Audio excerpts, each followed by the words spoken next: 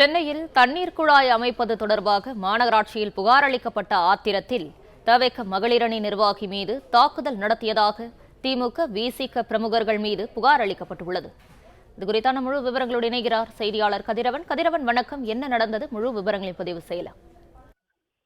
திருவல்லிக்கேணி மீரா சாஹிப் தெருவை சேர்ந்தவர் சுப்புலட்சுமி. இவர் தாவேகாவில் மகளிர் அணியில் நிர்வாகியாக இருப்பதாக கூறப்படுகிறது.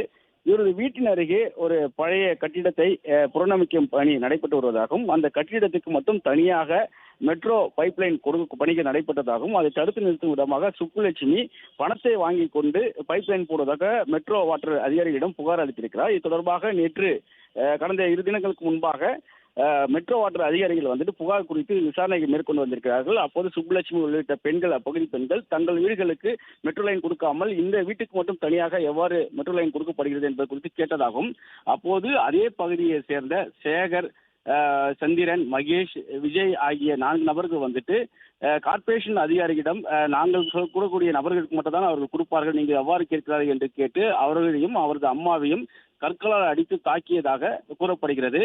இதில் காயமடைந்த சுப்புலட்சுமி உள்ளிட்டோர் ஓமந்தூரம் மருத்துவமனையில் சிகிச்சை பெற்றிருக்கிறார்கள். இது தொடர்பாக திருவள்ளி காவல் நிலையத்திலும் புகார் அளிக்கப்பட்டிருக்கு. அந்த புகாரில் தங்களை தாக்கியதோடு மட்டுமல்லாமல் பெட்ரோல் ஊற்றி கொளுத்தி விடுவது உங்களை விடமாட்டோம் என்று சேகர் என்பவர் கொலை மிரட்டல் விடுத்ததாகவும் தெரிவித்திருக்கிறார்கள். இவர்கள் வந்துட்டு திமுக நிர்வாகிகள் என்றும் கூறப்படுகிறது. மற்றும் மகேஷ் என்பவர் விடுதலை சிறுத்தை கட்சி இருப்பதாகவும் கூறப்படுகிறது.